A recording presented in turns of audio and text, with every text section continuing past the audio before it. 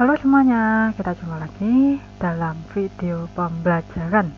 Nah, kali ini kita lanjut akan mempelajari tentang kerajaan Singosari. Ya, jika pada video sebelumnya kita sudah belajar tentang kerajaan Kahuripan dan Kediri, kita akan berlanjut ke kerajaan Singosari. Ya, Singosari ini saya lebih suka menyebutnya sebagai kerajaan Singasari. Ya, karena nama lamanya kalau dalam prasasti itu disebutkan namanya pakai ejaan Singasari. Nah, tapi kalau kita sebagai orang Jawa itu mesti kan pakai O ya. Jadi lebih mudahnya ngomongnya kerajaan Singosari. Nah, gitu. Dan sekarang menjadi salah satu nama sebuah kecamatan yang ada di Kabupaten Malang.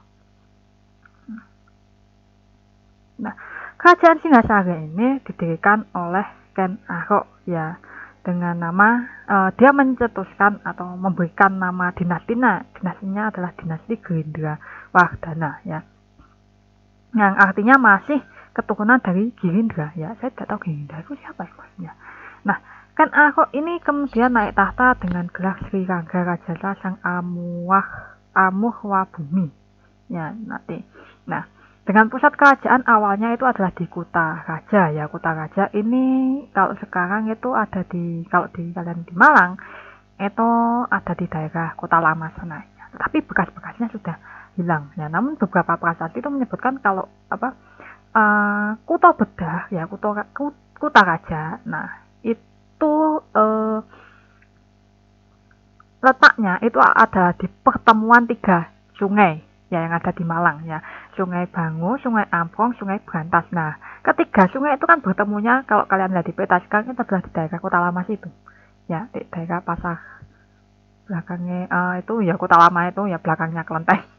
Ya, kalau kalian warga Malang kan tahu daerah situ. Ya, kemudian pindah ke utara ya, yang sekarang namanya adalah Kecamatan Singosari ya, daerah situ. Nah, cuma bekas istananya itu tidak diketahui ya, nggak ada ya, cuma ada peninggalannya, dan peninggalannya itu pun tercecer di berbagai tempat ya.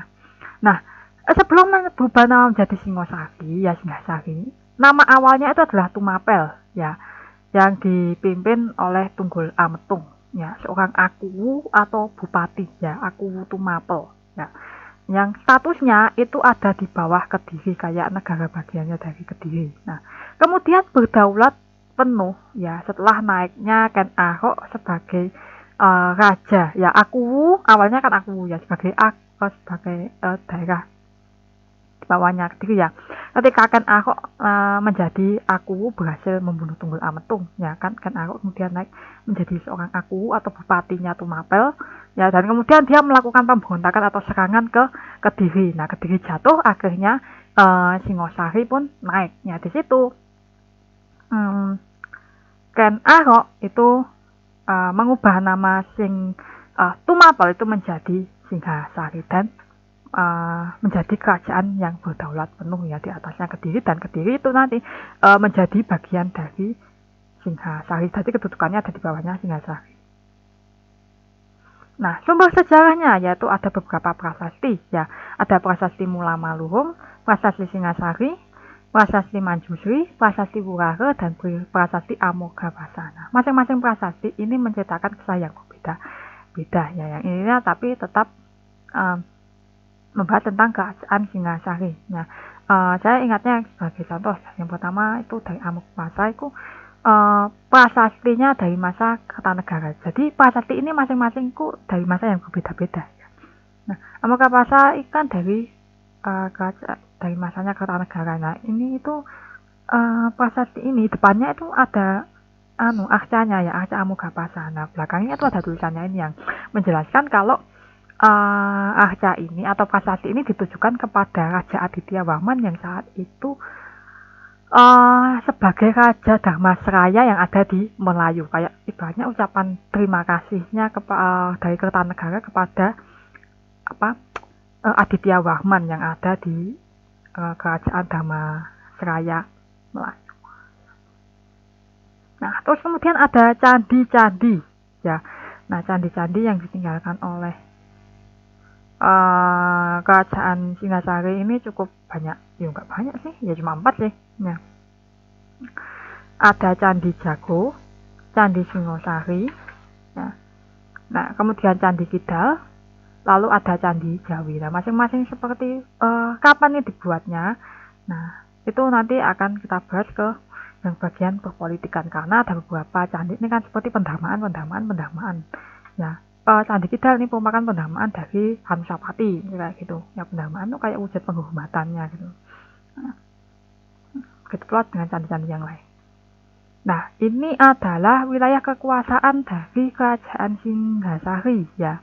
Ketika berada di bawah pemerintahan Kertanegara. Ya, mempersatukan hampir seluruh Nusantara. Hampir ya. Walaupun masih kalah dengan Majapahit nantinya.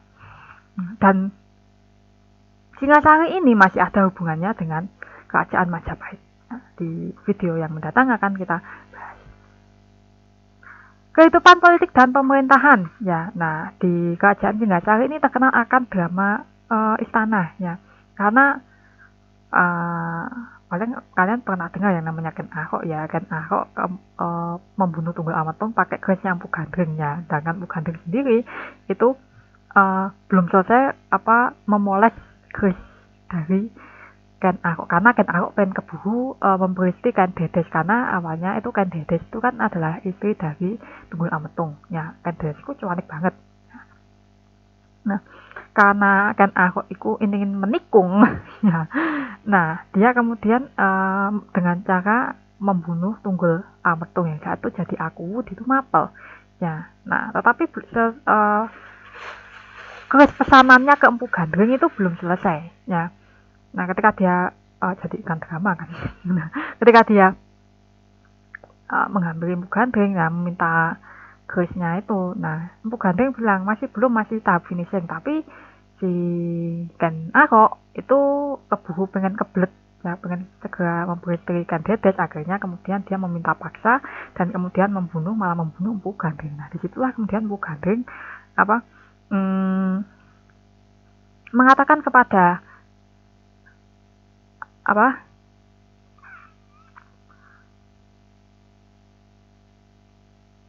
Ken Arok bahwa nanti keris itu akan membunuh keturunan dari Ken Arok. Tapi Ken Arok bodo amat ya, karena dia telak bucin kan Dedes. Nah, di tahun 1222 Ken Arok naik tahta ya, bergelar raja, menjadi raja bergelar Sri Rangga Rajasa Sang Amuhwabumi ya. Nah, menggantikan dari Tunggul Ametung ya. Nah, Ken Arok ini wafat di tahun 1227 dan dia dibunuh oleh seorang atas perintah Anusapati.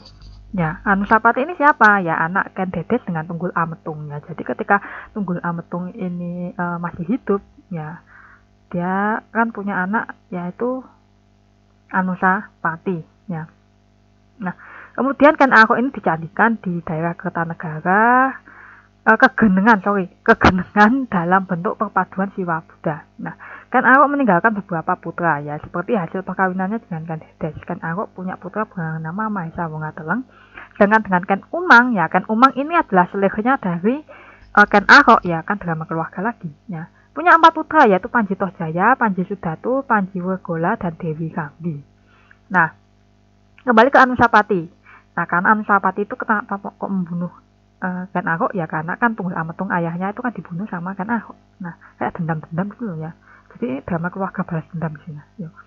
Nah, setelah berhasil membunuh Ken Arok, Anusapati kemudian naik tahta. Nah, lambat laun ya, berita tentang pembunuhan Ken Arok ya oleh Anusapati ini sampai kepada Panji Tohjaya. Nah, jadi perlu diketahui kalau keris yang digunakan untuk membunuh Ken Arok dari Anusapati itu adalah kerisnya yang sama digunakan oleh Ken Arok ketika membunuh Tunggul Ametung ya. Nah, di tahun 1248 kemudian Tohjaya ini membalas kematian ayahnya dengan cara membunuh Anusapati ya, yang saat itu asik menyabung ayam ya. Anusapati ini punya hobi jelek yaitu menyabung ayam ya. Nah, jenazah Anusapati kemudian dijadikan di Candi Kidal ya, tadi di awal slide tadi sempat saya singgung ya. Nah, di Tumpang kalau sekarang ya, letak candinya maksud saya itu ada di daerah Kecamatan Tumpang. Nah, Anusapati ini kemudian meninggalkan seorang putra bernama Ranggawuni. Dari sini kan kita tahu kalau terdapat nanti ada konflik-konflik dalam keluarga ya. Nah, keberhasilan menggunakan Anusapati menjadikan Panji Tohjaya atau kita sebut sebagai Tohjaya naik tahta sebagai raja. Nah, pemerintahan Tohjaya hanya berlangsung beberapa bulan saja. Di tahun itu juga terjadi pemberontakan yang dilakukan oleh Ranggawuni dan Mahesa Cempaka. Ya, Mahesa Cempaka ini putra dari Mahesa Wenghatleng. Ini menyebabkan Tohjaya kemudian mengalami luka-luka ya, dan mengungsi ke Karang Lumbang ya, di daerah Pasuruan sana. Nah, ketika dia mengungsi sana, dia dibunuh oleh pengikutnya sendiri, dikhianati. Ya, dibunuh. Nah, karena kematian Tohjaya, ya akhirnya Ranggawuni menggantikan kedudukannya sebagai raja di Singasari dengan gelar Srijaya Wisnuwardana atau nanti kita sebut sebagai Wisnuwardana. Nah, dalam pemerintahannya dia dibantu oleh saudara sepupunya yaitu Mahisa Cempaka yang berkedudukan sebagai Ratu Angabya dan bergelar Narasimha Murti. Nah, di tahun 1254 Kartanegara Wisnuwardana ini mengangkat anaknya yaitu Kartanegara sebagai Yuwaraja ya atau putra mahkota. Nah, Raja Wisnuwardana sendiri kemudian wafat pada tahun 1268 dan jenazahnya itu dimakamkan di dua tempat yang ada di Waleri ya sama di Jajagu. Ya, Jajagu itu Candi Jago. Ya, sebagai Buddha Amoghapasa. Ya, ada di Candi Jago. Nah, kemudian kan tadi kan Kartanegara di tahun 1254 kan diangkat jadi Waraja.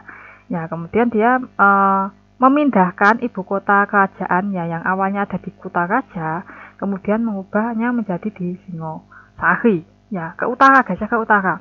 Di tahun 1268, Kartanegara naik tahta dan punya gelar Sri Maharaja Diraja Sri Kertanegara. Ya. Nah, kemudian di tahun 1292, Jayakatwang ini ya yang ditunjuk oleh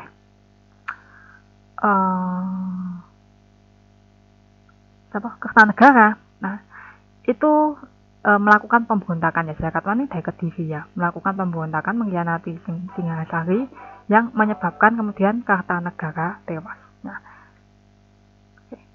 Nah, bisa dikatakan pada masa pemerintahan Kertanegara ini Singhasari itu mencapai puncak kejayaannya. Ya. Nah, karena di mana-mana bidang perekonomian seperti bidang politik, perekonomian, sosial budaya itu maju-majunya. Ya, karena Kertanegara dalam melakukan kepemimpinan ini bisa dikatakan tegas dan sedikit kejam.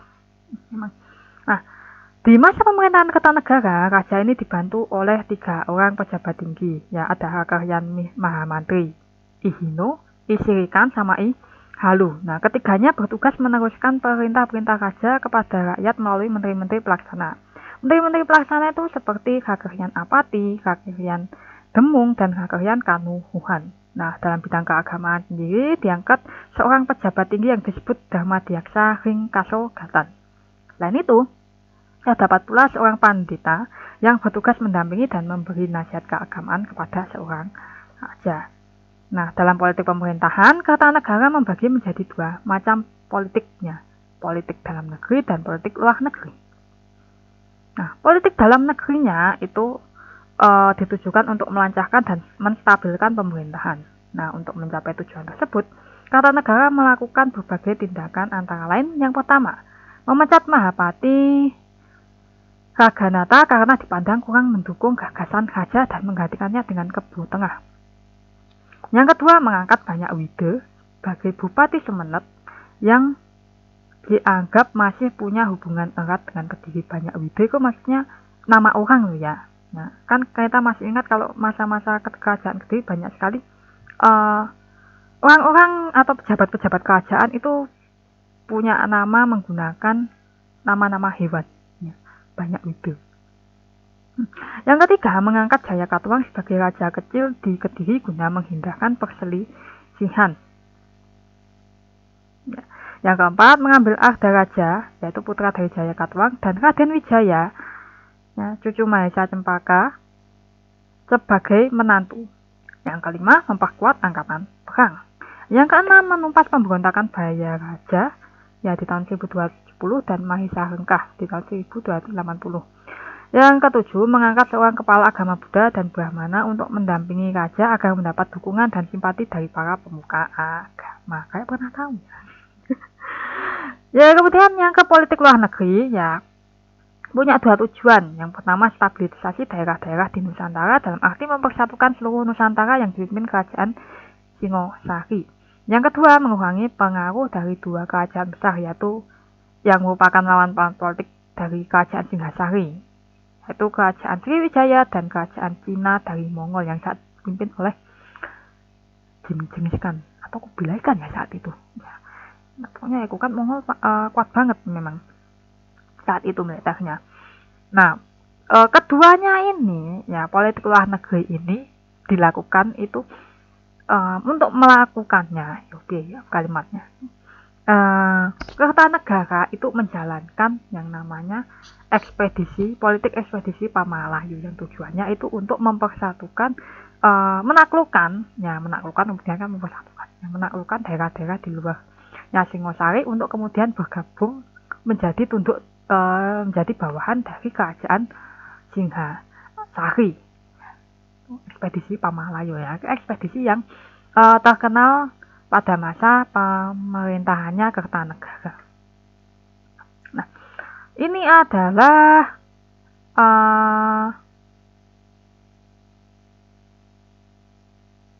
silsilah ya dari raja-raja yang pernah berkuasa di kerajaan Singhasari ya yang matinya secara tragis ya masing-masing dibunuh. Ya, nanti Kertanegara pun juga begitu ya, terbunuh saat pemberontakan Jayakatma.